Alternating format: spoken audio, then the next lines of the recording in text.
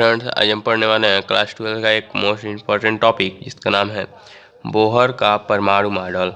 सन 1913 में प्रोफेसर नील बोहर ने रदरफोर्ड के परमाणु मॉडल में मैक्स प्लैंक के क्वांटम सिद्धांत को लगाकर रदरफोर्ड मॉडल की कमियों को दूर कर दिया।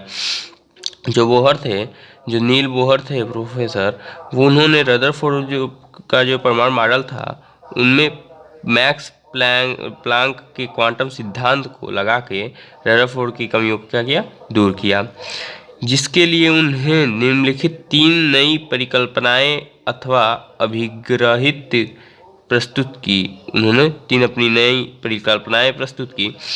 पहला है, इलेक्ट्रॉन केवल उन्हीं कक्षाओं में घूम सकते हैं जिनमें उनका कोणीय संवेग h/2 पाई का पूर्ण गुणज हो तथा h प्लैंक का सार्वत्रिक नियतांक है।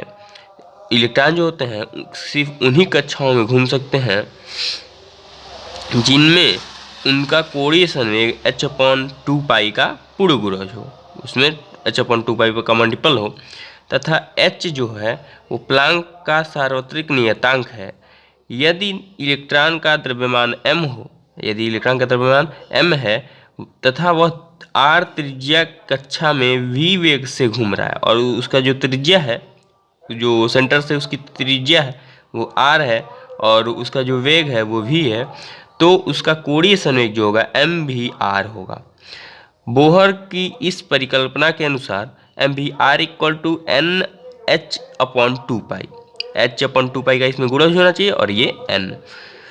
तो ये बोहर की परिकल्पना के अनुसार m भी r = n/2 पाई हो जाता है, जहाँ n एक पूर्णांक है, n = 1 2 3 4 ... जिसे कक्षा की क्रम संख्या अथवा मुख्य क्वांटम संख्या कहते हैं। इस समीकरण को बोहर का क्वांटीकरण प्रतिबंध कहते हैं। जो यहाँ पे n है वो पूर्णांक है, 1 2 3 4 ऐसे कितना भी नंबर हो सकता है, जिसे कक्षा की क्रम संख्या अथवा मुख्य क्वांटम संख्या कहते हैं। इसे कक्षा की संख्या या फिर मुख्य क्वांटम संख्या भी कह सकते हैं। बोहर का क्वांटीकरण प्रतिबिंब कहते हैं और इसे बोहर का क्वांटीकरण प्रतिबिंब कहते हैं। इस प्रकार परमाणु के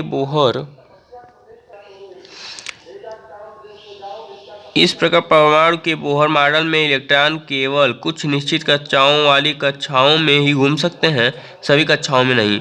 जो रदरफोर्ड थे ये नहीं इसके बारे में कुछ कहे थे, वो बस बोले थे कि इलेक्ट्रॉन जो होते हैं वो परमाणु के कक्षाओं में घूमते हैं। परमाणु के जो नाभिक होता है उसके चारों कक्षाएं होती हैं, उसकी कक्षाओं में घूमते हैं, लेकिन उन्होंने किस कक्षाओं में घूमते हैं ये नहीं बताया था।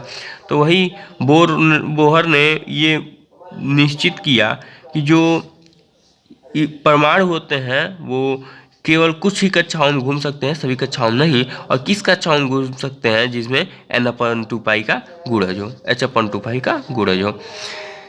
इन कक्षाओं के वो स्थायी कक्षाएं कहते हैं। जो कक्षाएं में इलेक्ट्रॉन मोशन कर सकते हैं उन कक्षाओं को क्या कहते हैं, उन कक्षाओं को स्थायी कक्षाएं कहते हैं। दूसरा है, स्थायी कक्षाओं में घूमते समय इलेक्ट्रॉन ऊर्जा का उत्सर्जन नहीं करते।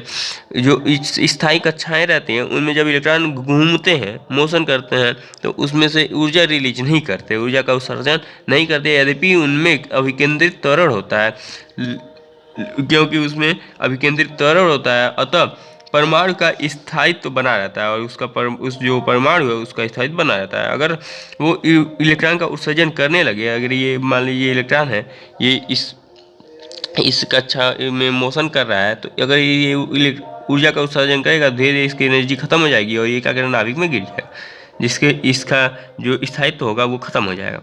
लेकिन ऐसा नहीं होता है।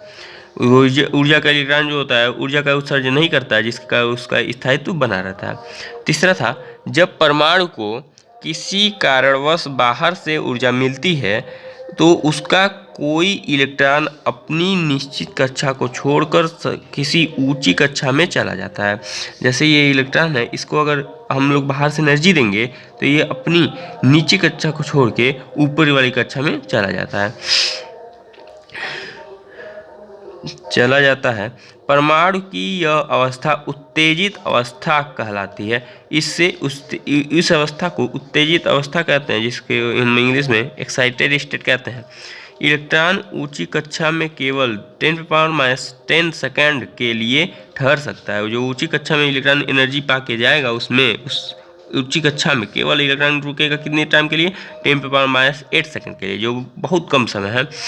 तुरंत नीची कक्षा में वापस लौट जाता है और क्या करता है, उसमें 10⁻8 सेकंड तक रुक के अगर हम किसी इलेक्ट्रॉन को बाहर से एनर्जी दें तो वो इलेक्ट्रॉन क्या करेगा, एक्साइटेड स्टेट में चला जाता है, उत्तेजित अवस्था में, ऊपरी कक्षा में, और वहाँ पे 10⁻8 सेकंड तक रुक के और उसके बाद वापस लौट जाता है।